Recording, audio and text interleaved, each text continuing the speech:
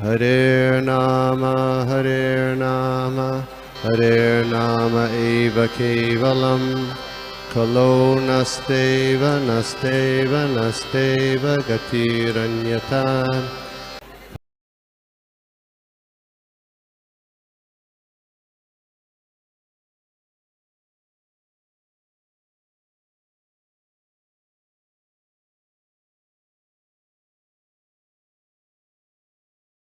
ओम नमो भगवते वासुदेवाय। ओम नमो भगवते वासुदेवाय। ओम नमो भगवते वासुदेवाय। नारायणं नमस्कृत्यं नरं चैव नरोत्तमं देवीं सरस्वतीं व्यासं ततो जयमुदीरयेत्। नष्टप्रायेषु अभद्रेषु नित्यं भागवत सेवया भगवती उत्तमश्लोके भक्तिर्भवति नैष्टकी। ग्रंथराज श्रीमद् भागवतम की जय। जगत गुरु श्रीमद् प्रभुपाद जय। तो आज हम जो श्लोक करेंगे ये इस अध्याय तीसरे स्कंद के 22वें अध्याय के आखिरी 3 श्लोक हैं।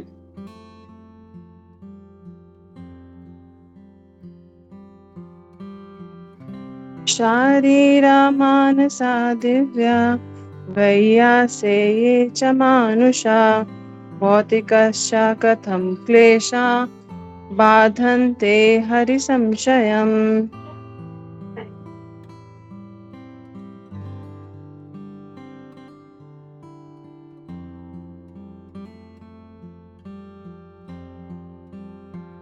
Therefore, O Vidura, how can persons completely under the shelter of Lord Krishna in devotional service be put into miseries pertaining to the body, the mind, nature, and other men and living creatures? तीनों श्लोक साथ में पढ़ लेते हैं। या पृष्ठो मुनिभिः प्राह धर्मा नानाविधान शुभान्नृणां वर्णाश्रमाणां च सर्वभूताहितः सदा। In reply to questions asked by certain sages, he, Swambhu Manu, out of compassion for all living entities, taught the diverse sacred duties of men in general and the different varnas and ashramas. एतत्ते आदिराजस्य मनुश्चरितम् अद्भुतं वर्णितं वर्णनानिष्यस्य tad apadyodayam shrinu. I have spoken to you of the wonderful character of Swambhu Manu, the original king whose reputation is worthy of description. Please hear as I speak of the flourishing of his daughter Devahuti. Om Namo Bhagavate Vasudevaya. Om Ajnanatirmirandhasya Jnananjana Shalakaya Chakshurunmilitam Yena तस्मै श्री गुरवे नमः। श्री चैतन्य मनोभीष्टं स्थापितं येन भूतले स्वयं रूपा कदा मह्यं ददाति स्वपदान्तिकम्। नमो ॐ विष्णुपादाय कृष्णपृष्ठाय भूतले श्रीमते भक्तिवेदान्त स्वामिनिति नामिने। नमस्ते सारस्वते देवे गौरवाणी प्रचारिणे निर्विशेष शून्यवादी पाश्चात्य देशतारिणे। जय श्री कृष्ण चैतन्य प्रभु नित्यानंद श्री अद्वैत गदाधर श्रीवासादि गौर भक्तवृंद।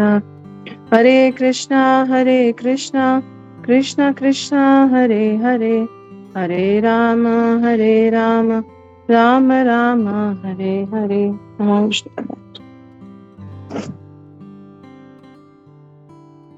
हरे कृष्ण प्रभु जी, वॉइस क्लियर है क्या? जी माता जी। Okay, thank you.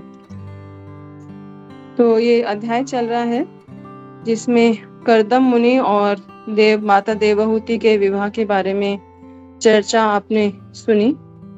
पिछले सब श्लोकों में। तो स्वयंभू मनु अपनी पुत्री का विवाह कर्दम मुनि के साथ करके वापस अपनी नगरी को वापस जाते हैं। और पिछला जो श्लोक हुआ उसमें बताया कि किस प्रकार से स्वयंभू मनु जो कि एक महाजन है, उन्होंने अपना समय व्यतीत किया। और आज के हम श्लोक में देख रहे हैं कि जब वो अपने धाम चले, मतलब वो जब भगवत धाम चले गए, तो कैसे उनको ये जाने का मौका मिला, किस प्रकार से स्वयंभू मनु ने अपने जीवन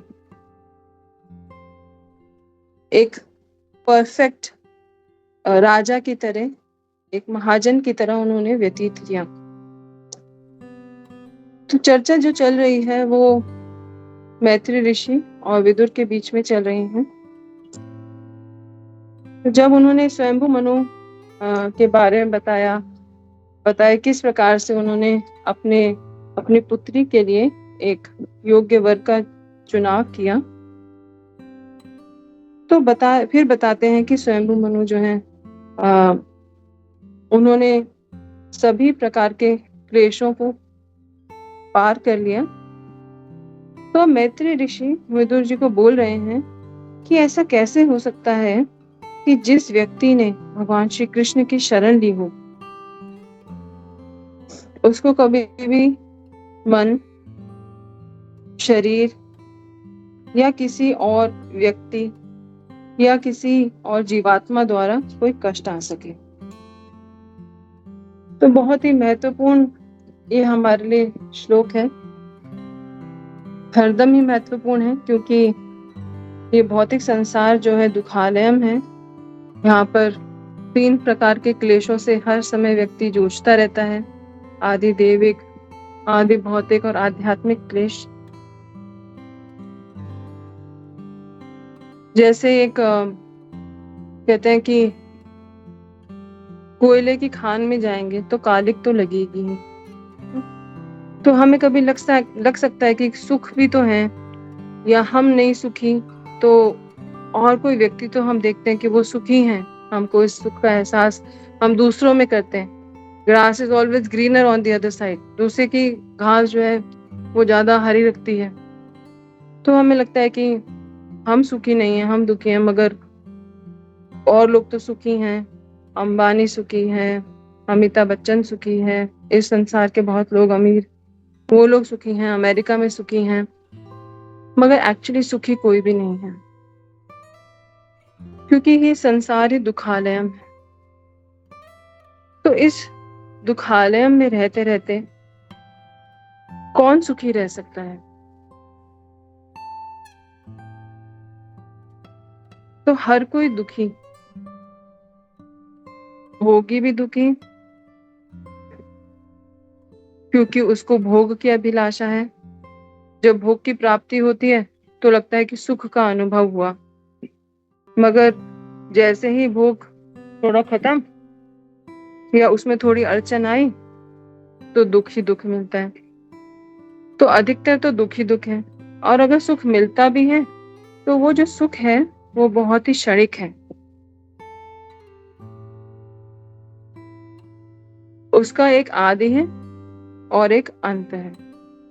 जिसकी शुरुआत है उस सुख की शुरुआत होती है और उस सुख का अंत भी हो जाता है, और बहुत जल्दी होता है। जैसे पूरा महीना नौकरी करते हैं, पूरा महीना नौकरी, 30 दिन नौकरी करने के पश्चात सैलरी मिलती है, और वो सैलरी कितने दिन चलती है? घर का रेंट, राशन पानी, बिजली का बिल, बच्चों के स्कूल का बिल, फीस देना, तो इन्हीं में सब खाली हो जाता है।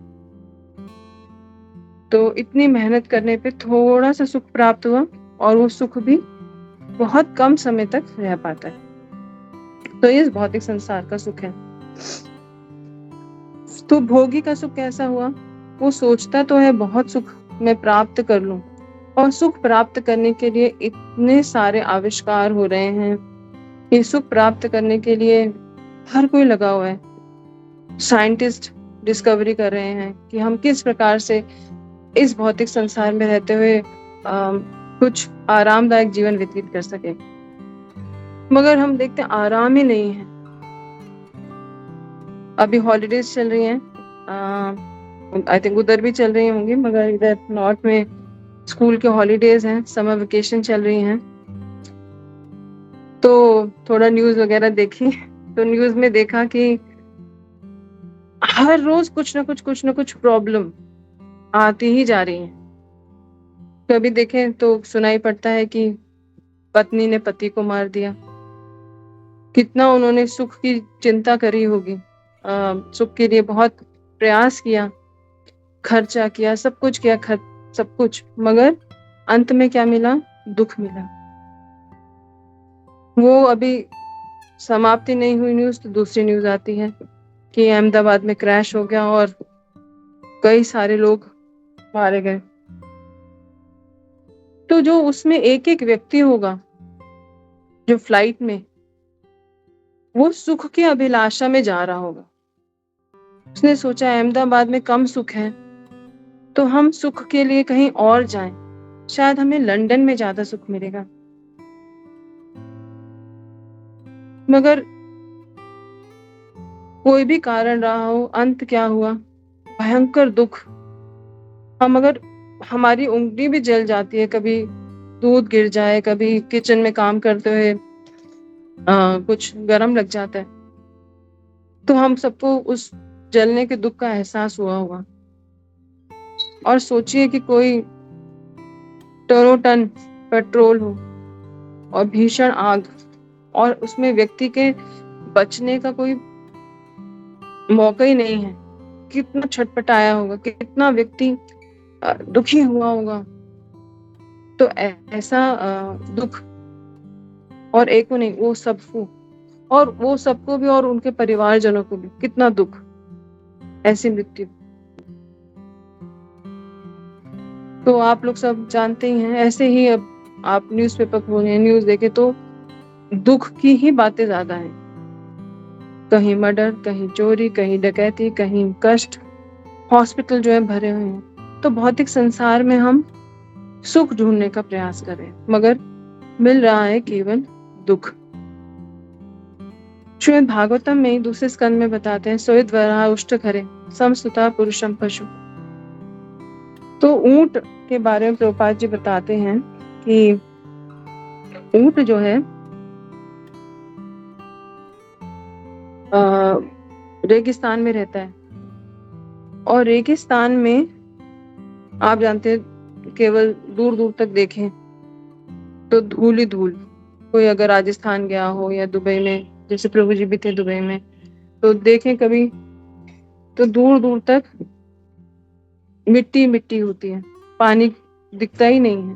हाँ, पानी की हमें एक एहसास होता है। जैसे एक मृग हो तो वो डेजर्ट में फंस गया, तो वहां पे वो देखता रहेगा, ढूंढता रहेगा कि वहां पे उसको प्यास लगी है, तो वो पानी को ढूंढता रहेगा, मृग तृष्णा जिसको कहते हैं।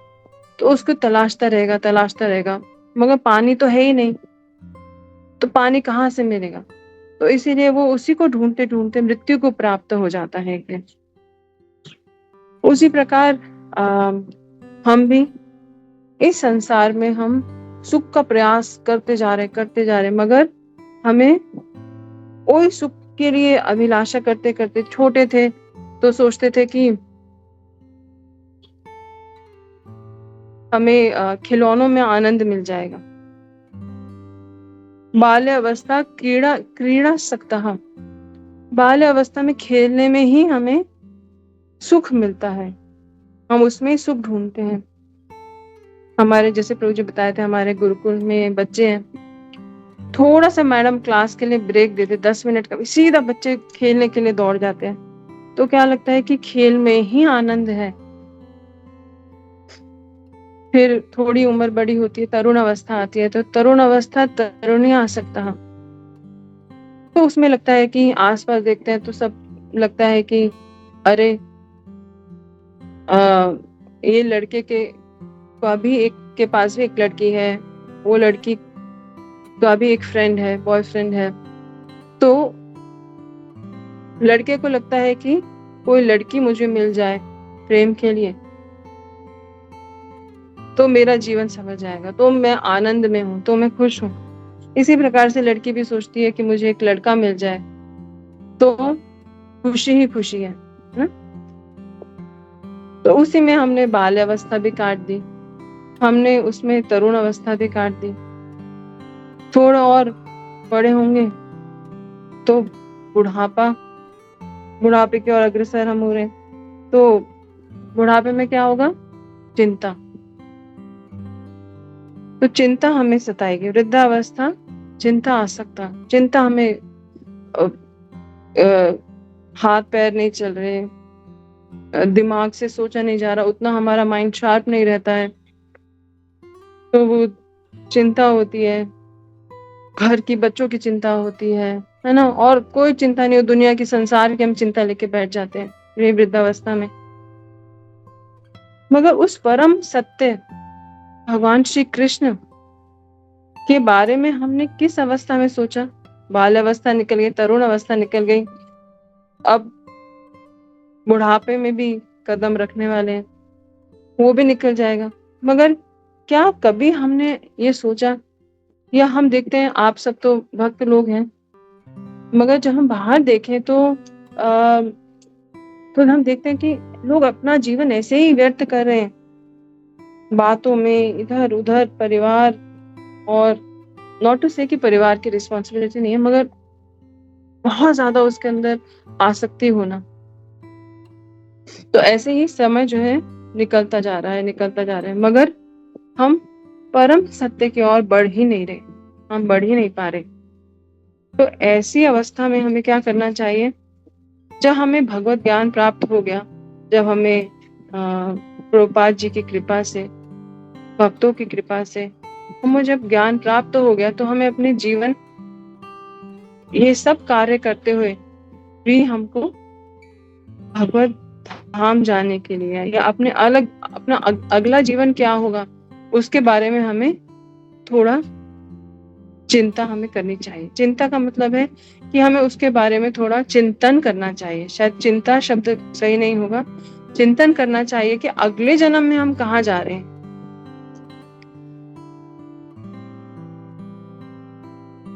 तो जैसे हम देखते हैं जो मिडिल ईस्ट कंट्रीज हैं, वहां पर वो लोग परमानेंट रेजिडेंसी नहीं देते हैं, वहां पे आपको सिटीजनशिप नहीं मिलेगी। तो हर व्यक्ति जो है वहां पर, जो भी इंटेलिजेंट, कहना चाहिए कि जस्ट अ सेकेंड,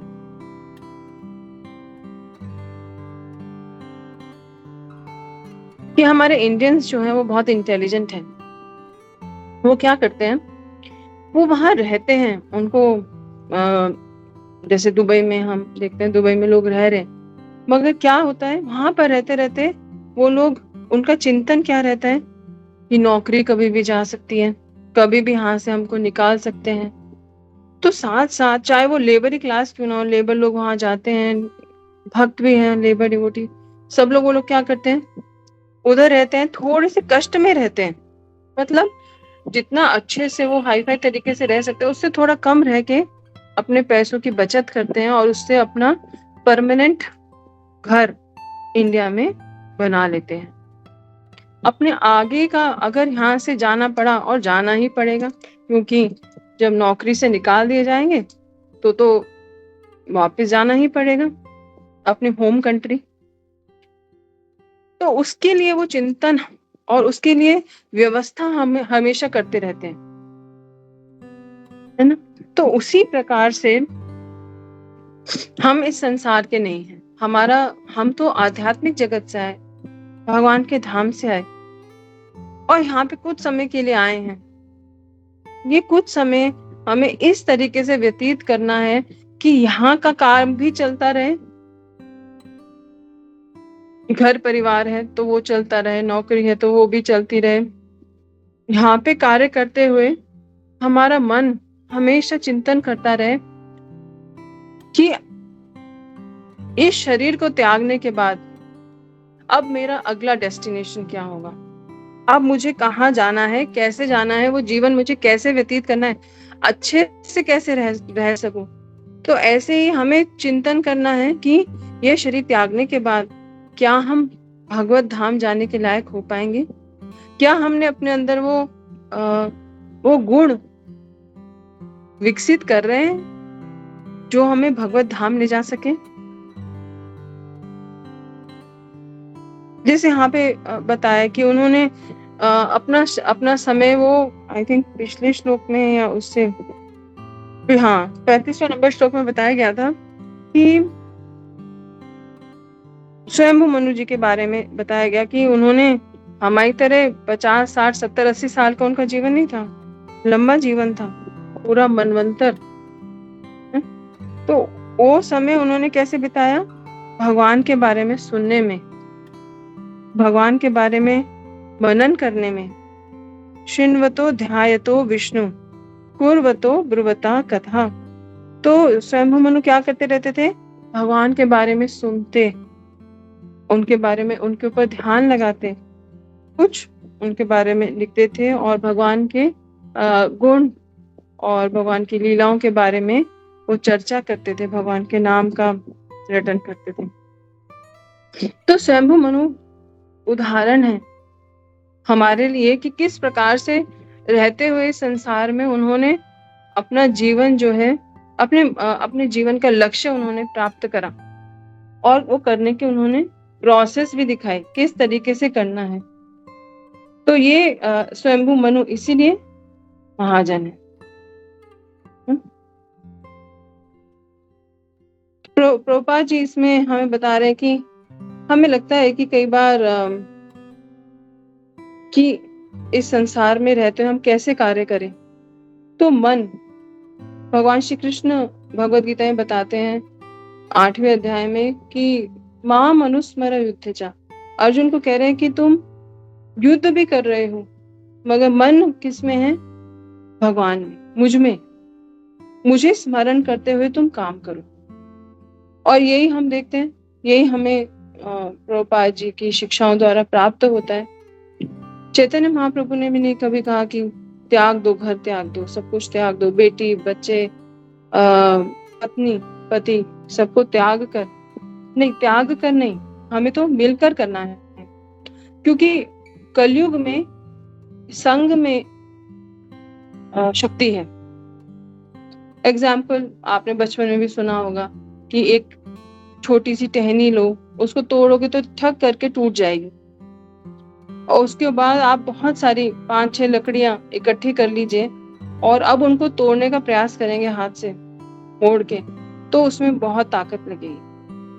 तो भक्त जो है भक्तों के संग में रहकर भक्ति कर सकते हैं। और जो ये क्लास है जो आप लोगों द्वारा चलाई जा रही है, ये भी संग है, ऑनलाइन संग, भक्तों का संग, भागवत का संग, श्रील प्रभुपाद जी जैसे शुद्ध भक्तों का संग है।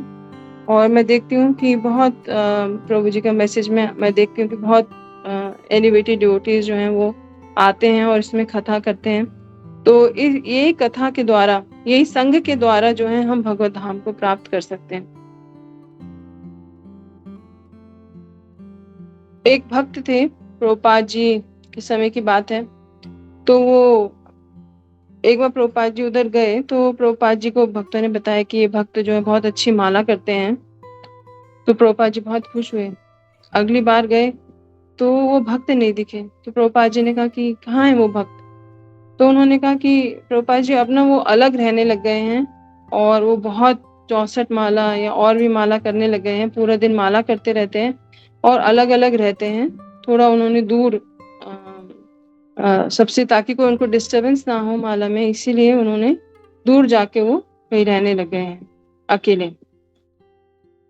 तो प्रभुपाद जी इस बात से कुछ खुश नहीं हुए। फिर उसके बाद एक बार और प्रभुपाद जी आए तो पता चला कि वो भक्त जो हैं उनसे माला संग तो पहले उन्होंने छोड़ दिया था, माला वगैरह वो जो कर रहे थे वो सब कुछ छूट गया। तो ऐसा क्यों हुआ? क्योंकि संग में शक्ति है। तो हमें ये जो संग हमको प्राप्त होता है ये बहुत वैल्यूएबल है। सब कुछ क्या कहें, सब कुछ त्याग कर भी अगर हमें ये संग प्राप्त होता है तो हमें इस संग को छोड़ना नहीं चाहिए। भगवत गीता में तो थोड़ा सा और ये प्रभुपाद जी तात्पर्य में बता रहे हैं कि भगवत गीता से बता रहे हैं प्रभुपाद जी, जब भगवान आत्मा और शरीर का विश्लेषण कर रहे हैं दूसरे अध्याय में, तो उसमें बताते हैं मात्रा स्पर्शास्तु कौन्तेय शीत उष्ण सुख दुखदा आगमा अपाइनोस नित्यस्ताम तितिक्षस्व भारता, कि सुख और दुख ये तो आते ही रहेंगे। अभी गर्मियां चल रही हैं तो गर्मी का दुख बड़ा लगता है, बारिश आए तो बारिश पहले लगता है, जब गर्मी होती तो लगता है बारिश आए, जब बारिश आती है तो बारिश का दुख बड़ा ही भयंकर लगता है ना। पानी भर गया, घरों में कई बार पानी भर जाता है, बहुत बहुत परेशानी आती है। जब तब लगता है कि ये बारिश अब खत्म हो जाए, फिर लगता है कि सर्दी आ जाए। तो सर्दी में भी इतनी सर्दी कि हाथ पैर ठिठुर जाए, ऐसी सर्दी। तो वो तो लगता है कि भैया सब ये सर्दी कब खत्म होगी। मगर एक जो व्यक्ति धैर्यवान है, जो इस भौतिक संसार को वो शास्त्र के चक्षु से देख रहा है ना, वो देख पा रहा है कि ये संसार में एक्चुअली दुख ही दुख है, तो कैसे मैं सुख की अभिलाषा करूं।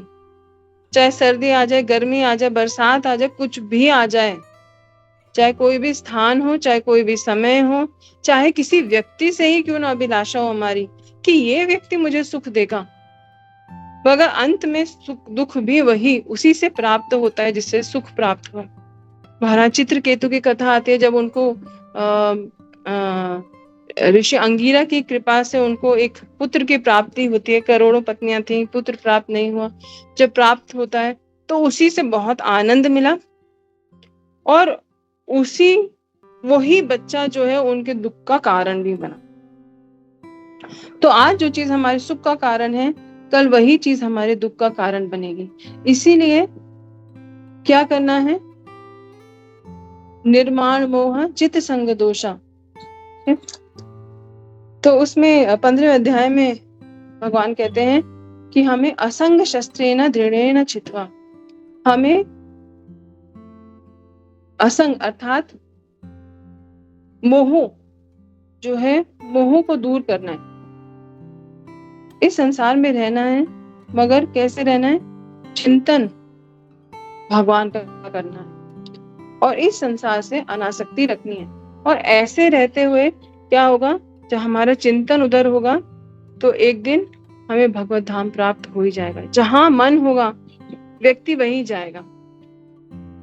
इवन शास्त्र में तो बताते हैं कि जो कछुआ होता है केवल अपने मन से चिंतन करते हुए अपने अंडों को से देखता है, मतलब उसको हीट प्रोवाइड करता है, मतलब वो उसके बच्चे उसमें से निकल आते हैं केवल चिंतन के द्वारा।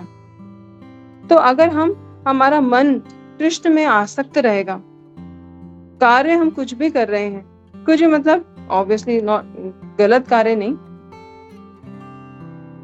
अपना घर चला रहे हैं, नौकरी कर रहे हैं, मगर मन हमारा कृष्ण में आसक्त है, मन से हमारे हर समय चिंतन कृष्ण का हो रहा है, तो ये मन ही हमको कृष्ण तक ले जाएगा। मनः त्रायते इति मंत्र, और ये मन का उद्धार करने के लिए ही हम मंत्र का जाप करते हैं। मंत्र का मतलब ही है जो मन का उद्धार करे। तो ये मंत्र सबसे सशक्त, इस कलयुग में जो मंत्र हमारे लिए, जो मेडिसिन हमारे लिए है, वो है हरे कृष्ण महामंत्र। वो हरे कृष्ण महामंत्र के द्वारा हम इस भौतिक संसार के दुखों को पार कर सकते हैं, इस भौतिक संसार को पार कर सकते हैं। जिस प्रकार स्वयंभू मनु द्वारा इस भौतिक संसार को पार कर लिया गया, उन्होंने वो रहे इसी संसार में, है ना। जब रहे तो यहाँ पे तो उनको उसका एहसास नहीं हुआ, तो यहाँ के सुख दुख का एहसास नहीं उनको हुआ। जिस प्रकार से जब बारिश होती है तो ऐसा नहीं है कि भक्त के लिए बारिश नहीं होगी या भक्त को गर्मी नहीं लगेगी। सूर्य जो है वो भक्त के लिए शीतल हो जाएगा। सूर्य तो वैसे ही गर्मी देगा जैसे सबको दे रहा है, तो भक्तों को भी देगा। बारिश जब बरसेगी तो जो भी बारिश का कष्ट है वो भक्त के लिए भी है, सर्दी का कष्ट भी भक्त के लिए। मगर क्या है, क्योंकि उसका चिंतन भगवान में है और वो समझ चुका है कि इस संसार में मैं सुख का प्रयास अधिक नहीं करना है और दुख जो आए तो उसको हमको सह लेना है। जैसे माताएं जो हैं वो गर्मी में भी कितना कष्ट होता है, इतना किचन में रोटियां बनाना, सब्जी बनाना, गर्मी बहुत है ना, मगर फिर भी अपना कार्य करते हैं। प्रभु जी लोग भी हम देखते हैं कि वो लोग नौकरी पे जाते हैं, अपना कार्य करते रहते हैं। तो उसी प्रकार से भक्त जो है वो इस संसार में रहते हैं, सुख दुख आते रहते हैं, उसको भक्त को भी आते हैं, मगर क्योंकि उसका हायर गोल है, उसका गोल यहाँ पे ही अपने आप को सुखी करना नहीं है कि यहाँ पे हम कूलर लगा लें, हम एसी लगा लें, हम है ना, बस यहीं पर ही हम एंजॉय कर लें किसी तरीके से और इसी को कंफर्टेबल बना सके। तो वो उसका भक्त का लक्ष्य नहीं है। भक्त का लक्ष्य तो आगे का है। जैसे हम देखते हैं बच्चे होते हैं, कुछ बच्चे होते हैं उस समय ही वो पढ़ाई में इंटरेस्ट नहीं लेते हैं और सोचते हैं इस समय हम वीडियो गेम खेल लें, इस समय हम कैसे जैसे तरुण तरुणी की बात हो रही थी, कोई बॉयफ्रेंड गर्लफ्रेंड बना लें और कुछ टीवी देख के एंजॉय कर लें। मगर एक दूसरा बच्चा है जो सोचे नहीं, मेरा फोकस है आगे, मैं अच्छा मुझे कुछ प्लेसमेंट मिल जाए, तो वो अपनी पढ़ाई में ही समय व्यतीत करता है और उस समय उन सुखों को वो त्याग देता है। वो अपनी निद्रा छोड़ता है, अपना टीवी वीडियो गेम बहुत सारी ऐसी चीजों को वो त्याग कर वो उस समय फोकस करता है, तो अपने हर गोल को प्राप्त होता है। तो उसी प्रकार अगर हम अब हमारे गोल हमको क्लियर है, हमें अपना लक्ष्य क्लियर है कि हमारा जो लक्ष्य है वो भगवत धाम की प्राप्ति है, तो यहाँ सुख दुख आते रहेंगे और ये तो यहाँ का नेचर है, आप बदल ही नहीं सकते इसके नेचर को। तो क्या करना है, तो हमें वो सुख दुख सहते हुए हमें कृष्ण के स्मरण में और कृष्ण के चिंतन में, भगवान के नाम जप में, इन सब में लग जाना है। तो वो व्यक्ति जो है सो अमृत तत्वाय कल्पते, तो अंत में इस शरीर के समाप्त होने के बाद वो योग्यता प्राप्त कर लेगा कि अमृत की अर्थात अमृत अर्थात जो मृत का उल्टा अमृत है ना। तो इस भौतिक संसार से निकल के, क्योंकि इस भौतिक संसार में तो जन्म मृत्यु जरा व्याधि है, तो अमृत का अर्थ क्या हुआ कि इस भौतिक संसार से वो निकल जाएगा, वो डिस्टर्ब ही नहीं होगा। और यम ही ना व्यथयंती एते पुरुषम पुरुषभा सम दुख सुखम धीरम सो अमृतत्वाय कल्पते।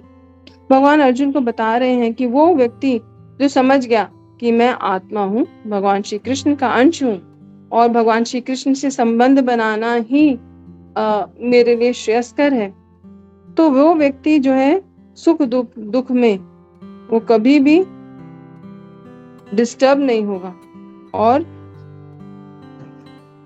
इन सबको सहन करते हुए वो क्या करेगा, वो भगवान के धाम जाने का प्रयास करेगा। इन सबको सहता रहेगा, सुख दुख आते जाते रहेंगे, मगर उसका लक्ष्य जो है उसने अपना साधा हुआ। जैसे अर्जुन ने अपना लक्ष्य साधा था, तो केवल उसको वो पक्षी की आंख दिखाई देती थी। तो उसी प्रकार से हमको क्या करना है, लक्ष्य साधना है। कुछ भी हो जाए तो हम अपने लक्ष्य को भूले नहीं। ये भौतिक संसार में सुख दुख आते ही रहेंगे और मतलब कहें तो दुख ही ज्यादा आएंगे, है ना।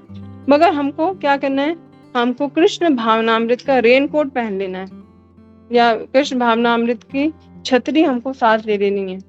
तो वो छतरी हमारे पास रहेगी तो हमको इस भौतिक संसार के सुख दुख आएंगे।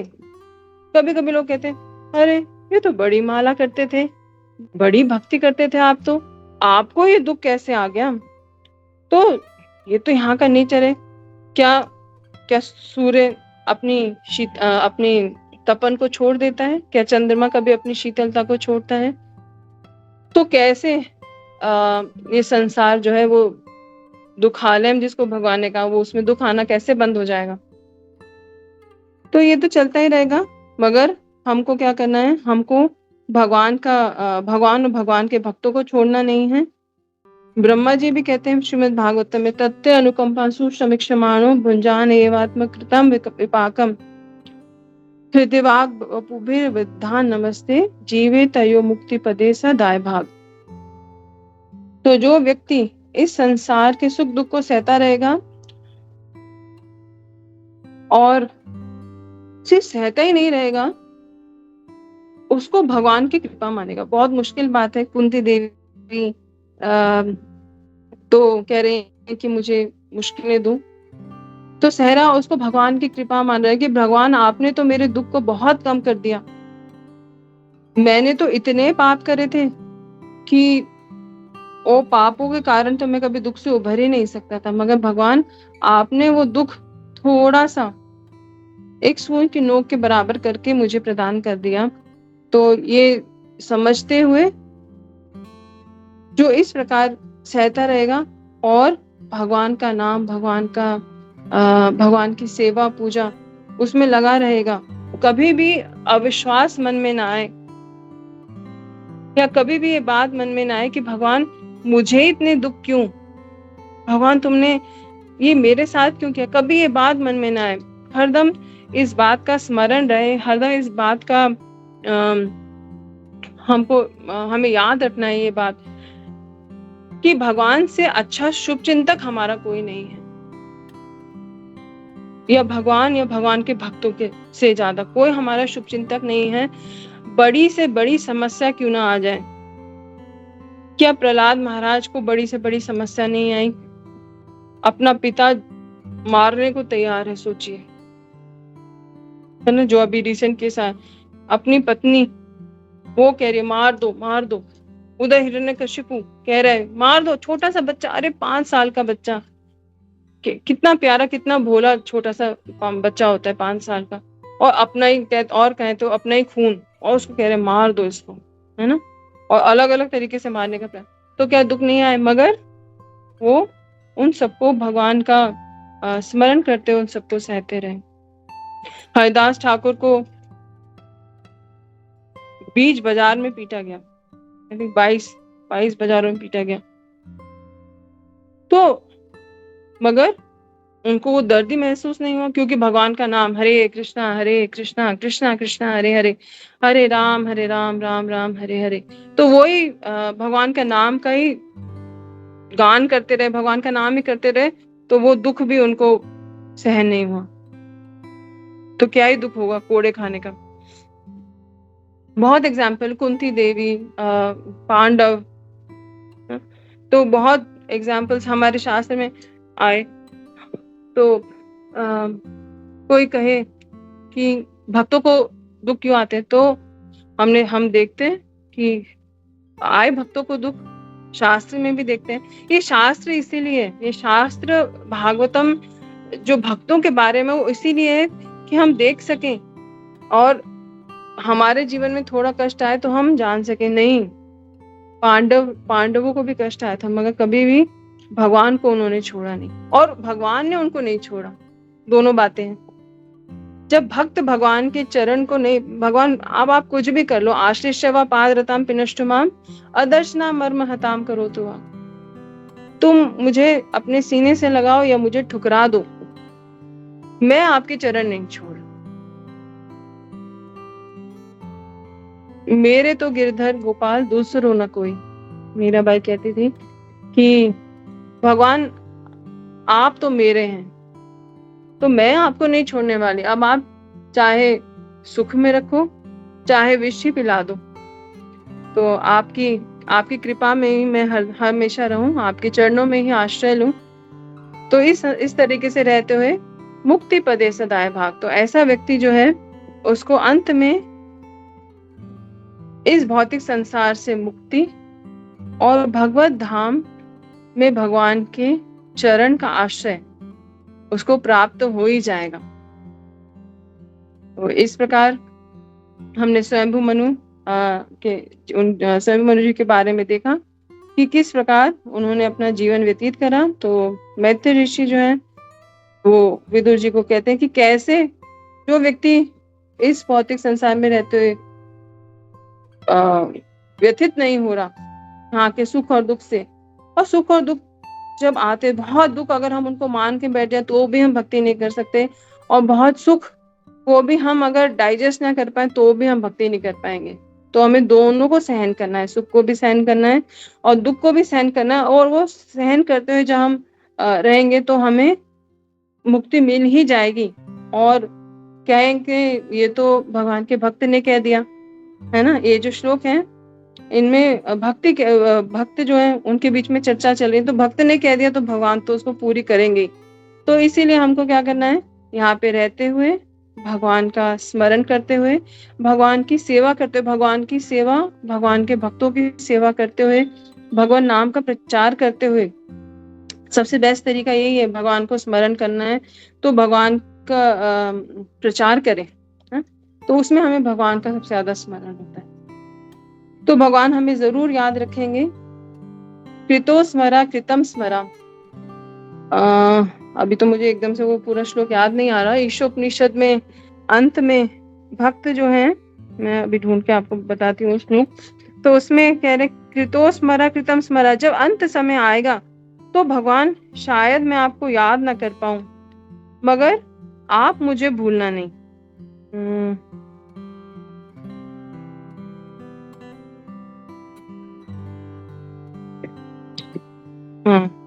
तो ये ईशोपनिषद का आखिरी मतलब 17वां श्लोक है।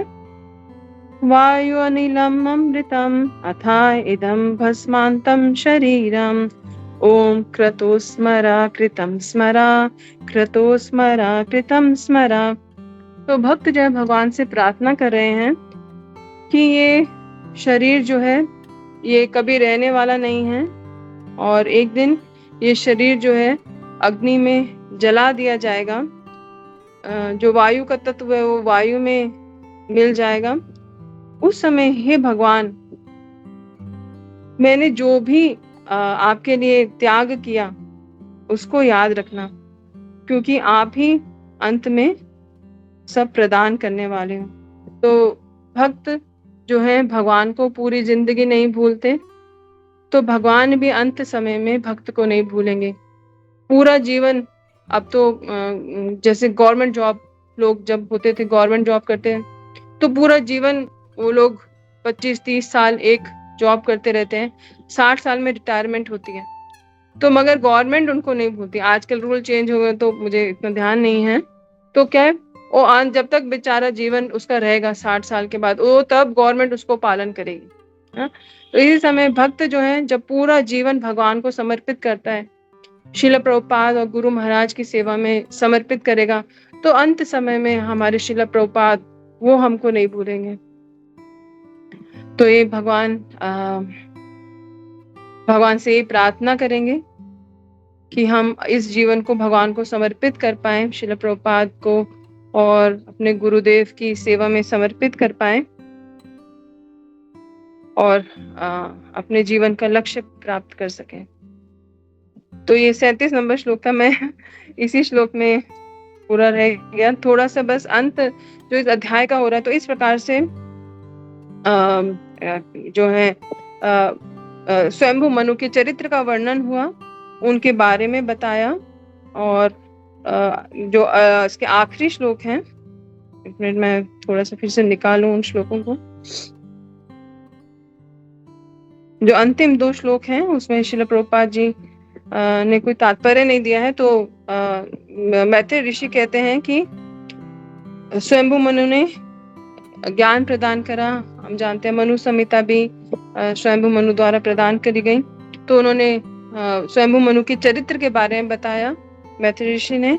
और अब जो अगला अध्याय जो हमारा शुरू होगा 23वां अध्याय, उसमें उनकी पुत्री देवाहुति, उनके बारे में बहुत सुंदर चर्चा होगी, उनके गुणों के बारे में चर्चा होगी, और किस प्रकार उन्होंने अपने पति की सेवा करते हुए एक भगवान को ही उन्होंने अपने पुत्र के रूप में प्राप्त करा और उनसे उन्होंने ज्ञान प्राप्त करा। ये अगला अध्याय शुरू होगा। तो यहाँ पे ही मैं आपसे आज्ञा चाहूंगी कि हम इस जो आज की क्लास है उसको एंड कर सकें। तो किसी को कोई पॉइंट्स हैं, कुछ प्रश्न हैं तो बिल्कुल प्रयास करेंगे और आप सब भी बोल सकते हैं। तो thank you very much. Shrimad Bhagavatam की जय। जगत गुरु श्रील प्रभुपाद की जय। थैंक यू माता, बहुत बहुत धन्यवाद। बहुत अच्छा क्लास था, बहुत अच्छे पॉइंट्स आपने शेयर किए कि कैसे मतलब ऐसा नहीं है कि भक्त के जीवन में परेशानी नहीं आती है और लोगों को बहुत शॉकिंग लगता है, अरे इसके साथ ऐसे कैसे हो गया, इसके साथ ऐसे कैसे हो गया। मतलब हम लोग भौतिक जगत में हैं तो ऐसा नहीं है कि हम लोग एकदम पूर्ण रूप से सुखी रहेंगे। हाँ, उसको देखने का नजरिया हमारा बदल जाता है। किसी को कुछ अगर चोट लगती है, कुछ दुख आता है तो वो उसको, जैसे प्रहलाद महाराज हैं, कितने परेशानी है, सबसे बेस्ट एग्जाम्पल है। और इतना सब होते हुए भी उनको कोई मतलब उनको फर्क नहीं पड़ता था। तो वैसे ही भक्त का नजरिया बदल जाता है और ऐसे जब मेंटेलिटी में रहेगा तब वो सही तरीके से कृष्ण भावनामित हो पाएगा। तो थैंक यू माता। मैं क्विकली भक्तों से रिक्वेस्ट करता हूँ, किसी का कोई प्रश्न है, टीका टिप्पणी है, you can start raising your hand, start speaking. हरे कृष्णा।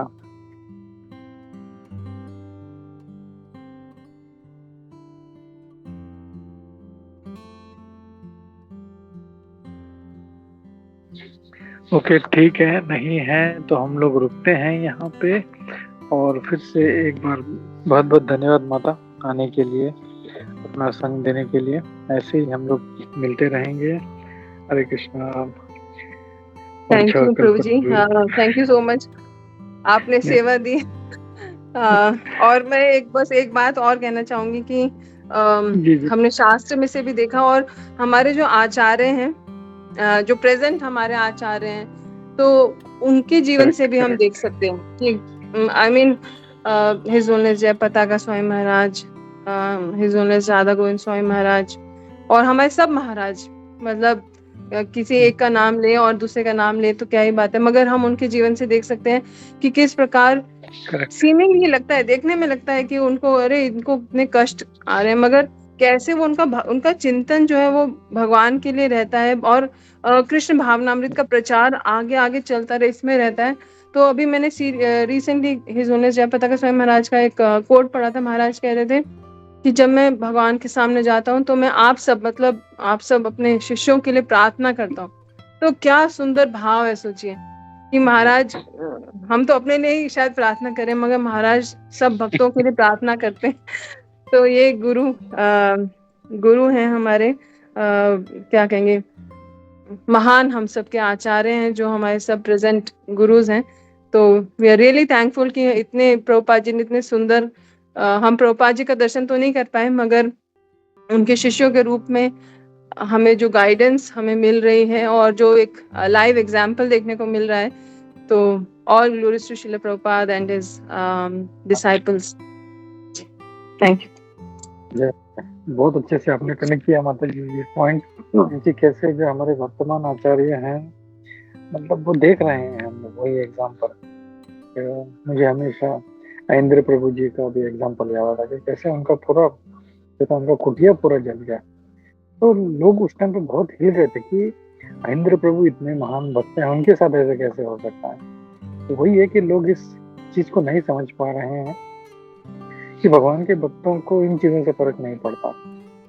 और जैसे अपने परम पूज्य जय पताका महाराज जी और जितने भी हमारे वर्तमान आचार्य राधा गोविंद महाराज हैं, जितने भी अभी जो मतलब फिजिकली जो मतलब बहुत ही परेशानी तकलीफ सहन कर रहे हैं, ये मतलब उनका जो चेतना है वो हमेशा भगवान में लगा रहता है।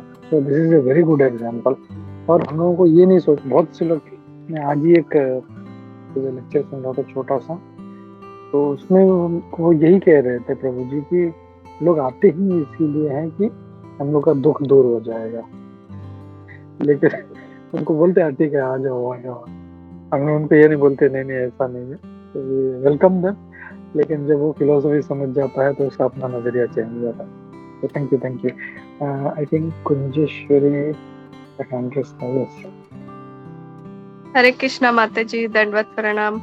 माता जी बहुत सुंदर क्लास था।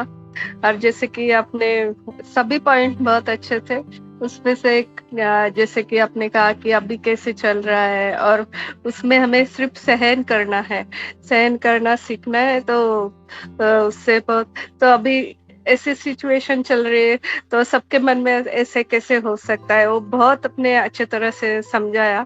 और जैसे अपने जय पताका महाराज, राधा गोविंद महाराज का बताया, तो एक बार राधा गोविंद महाराज जी का सबने ही देखा होगा, वो कोट आया था कि तभी महाराज की तबीयत बहुत खराब थी और तब महाराज बोल रहे थे ऐसे कि अपने ठीक से बात भी करने नहीं आ रही थी और बोल रहे थे कि भगवान की कितनी कृपा है कि भगवान चाहते हैं कि मैं और ज्यादा भगवान का नाम लूं, इसलिए मुझे इस स्थिति में डाला है। तो उन लोगों का भाव कैसे है ना, मतलब हम अगर दूसरा कोई है तो वो सोचेगा कि हमें कुछ हुआ तो ये भगवान हमारे तरफ देख नहीं रहे, लेकिन महाराज लोगों की भक्ति के भाव बहुत अलग होते हैं। हरे कृष्णा।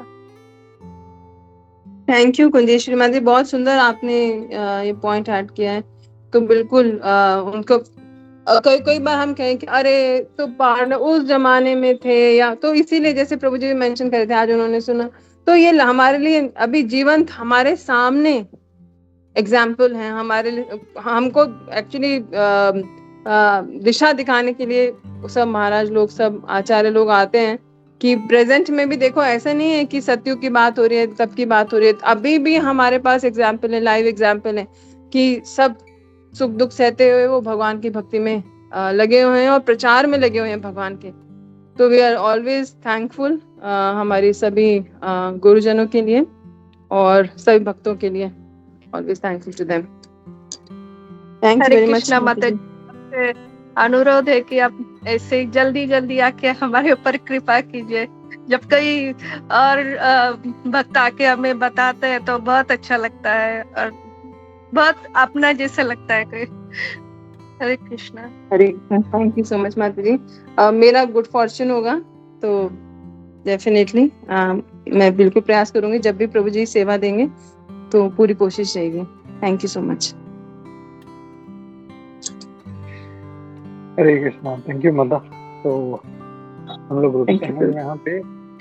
अंतराज श्रीमद् भागवतम की जय, शील जय प्रभुपाद की जय, इस्कॉन गोविंद की जय। जय, सभी उपस्थित और भक्त वृंद की जय।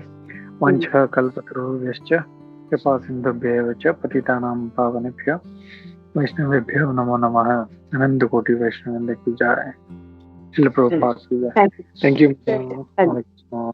Thank you.